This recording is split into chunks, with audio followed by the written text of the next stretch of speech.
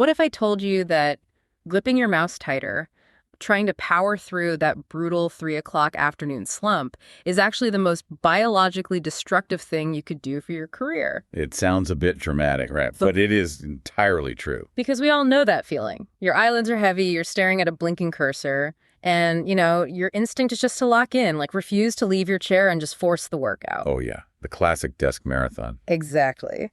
But today, in this deep dive, we are looking at why that fancy ergonomic mesh chair of yours is secretly starving your brain of the exact nutrients it needs to do its job. It's a huge blind spot for most of us. It really is. So we're jumping into this fascinating breakdown from a Stella Pop article. It's titled, Connecting the Dots Between Exercise and Work Performance.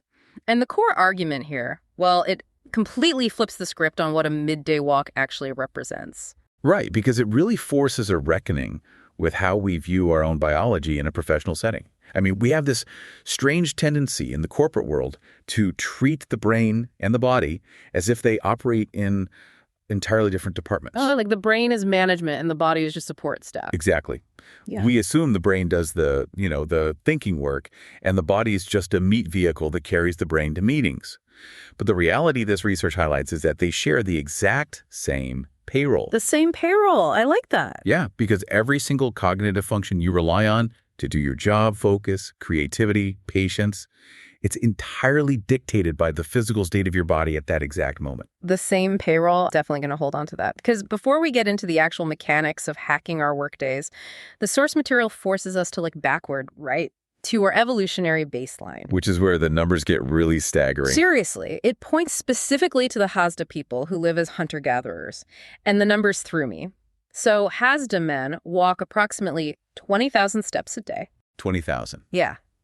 And the women are hitting about 11,000 steps. Wow. And the crazy part is that isn't a dedicated workout routine.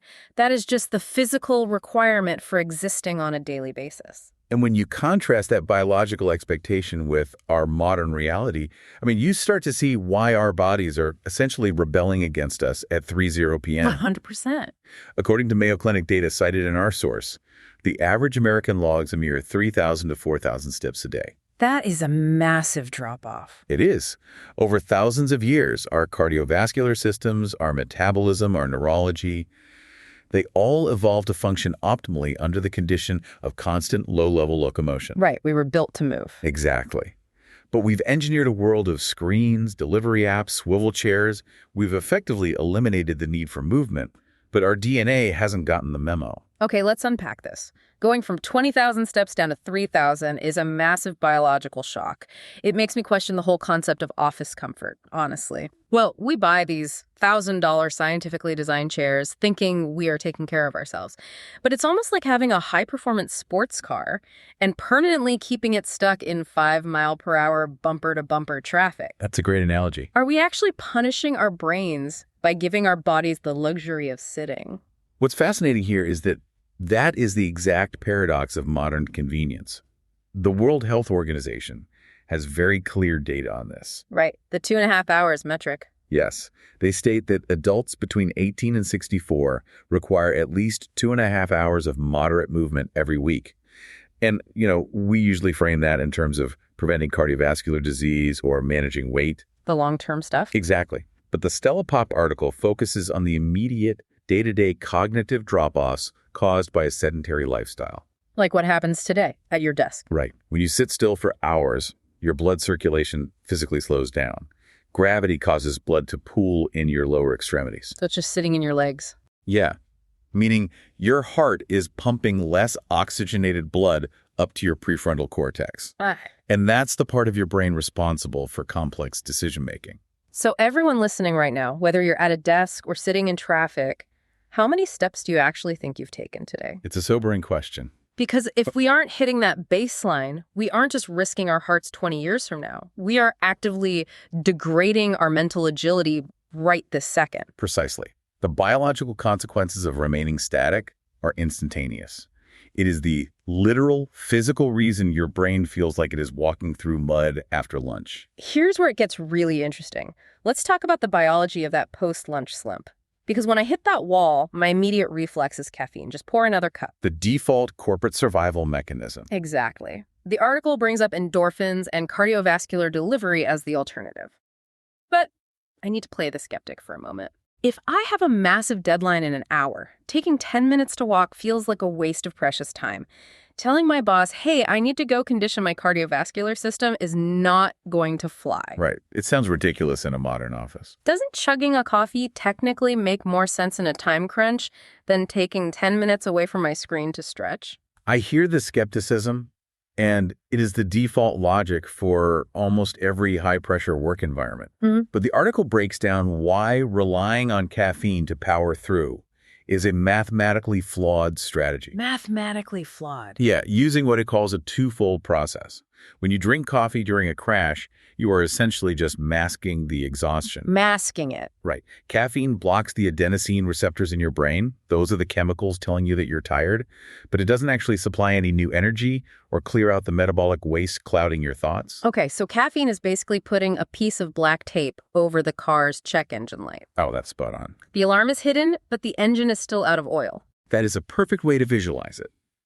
You are forcing an exhausted brain to keep firing without giving it fuel. By taking that 10 minutes to physically move, you initiate the second part of that twofold process. Which is the actual fueling part. Exactly. You engage the cardiovascular system.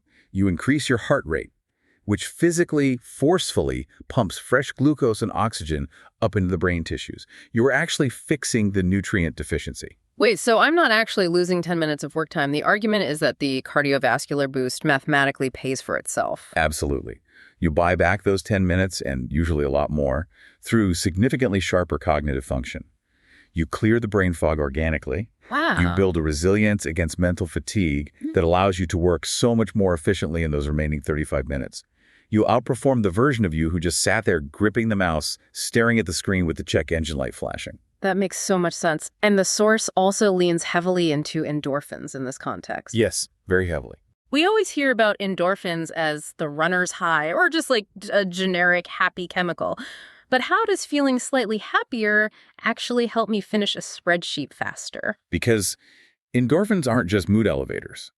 Structurally, they act as natural painkillers. Painkillers, like aspirin. Basically, when you sit in a rigid posture for hours, your lower back, your neck, your shoulders, they're constantly sending microsignals of pain and discomfort to your brain. Oh, I feel those signals all the time. Right. And your brain has to spend background processing power to manage and suppress those signals.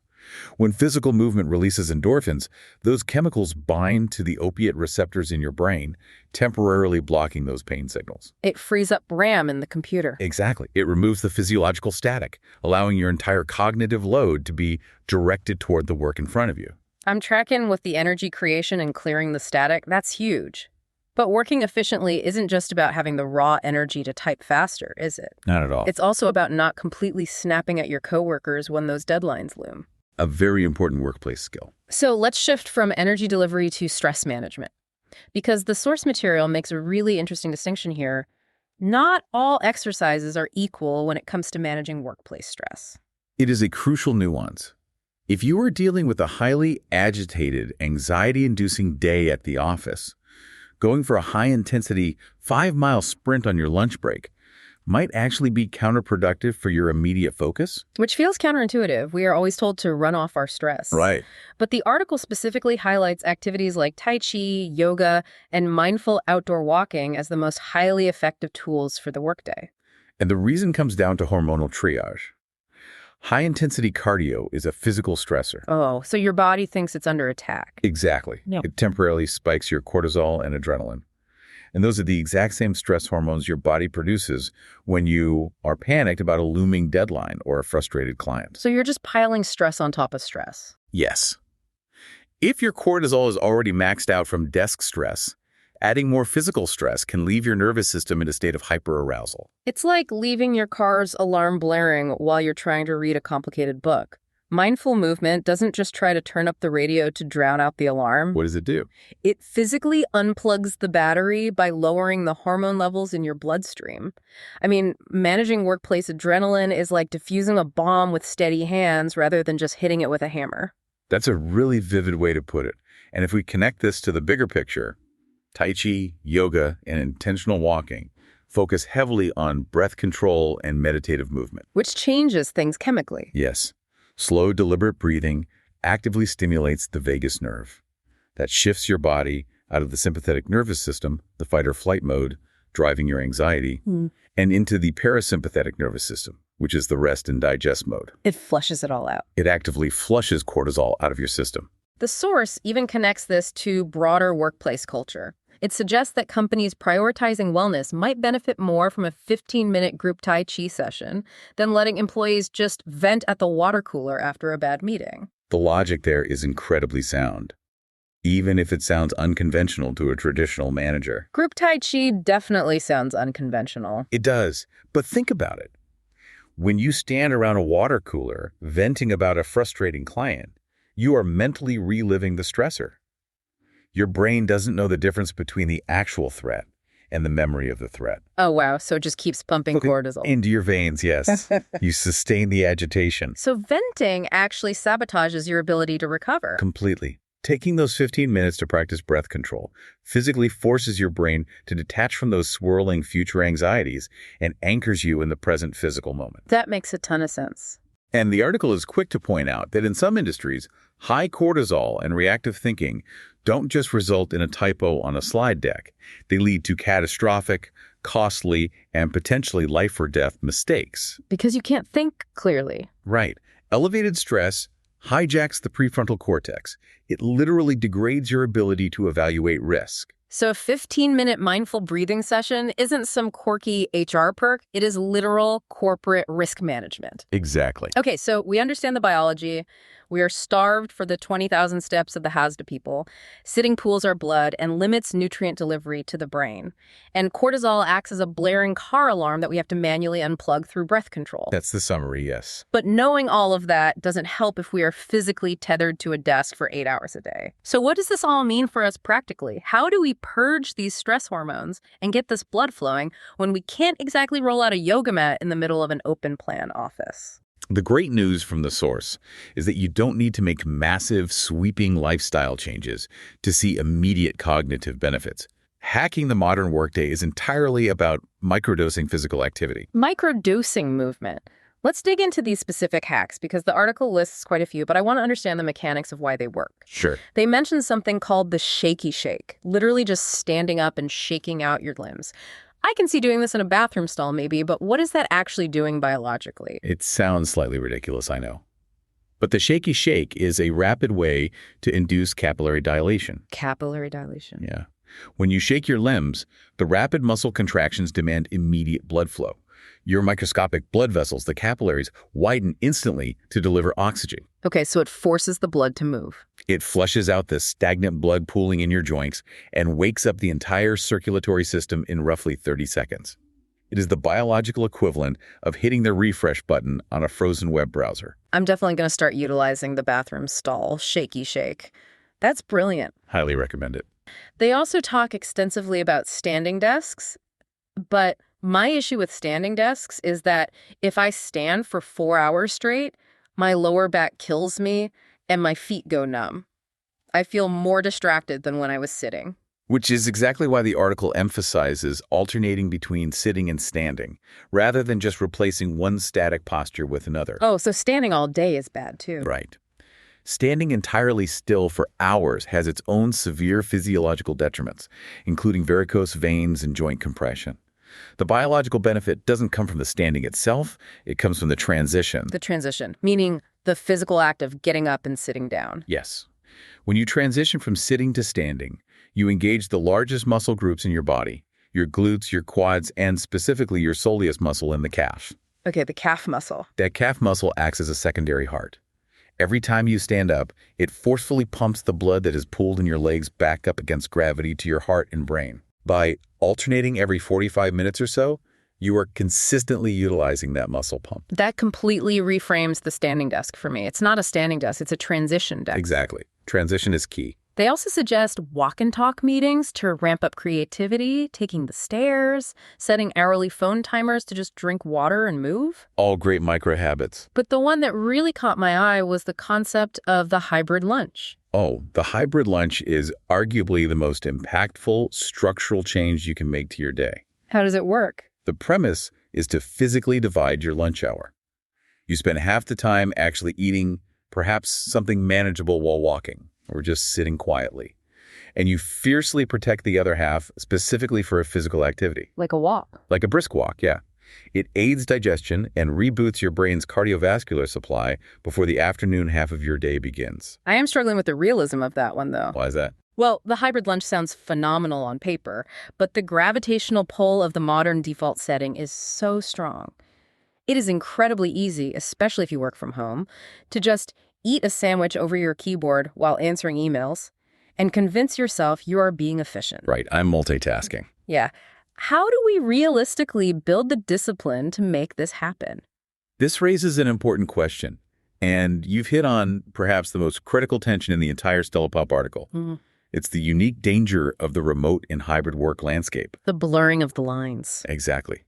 When we worked in traditional offices, the environment is basically artificially engineered movement for us. You had to walk from the parking garage or walk down the hall to the printer or, walk to a conference room on another floor. You had to. The physical structure of the day mandated a baseline level of steps.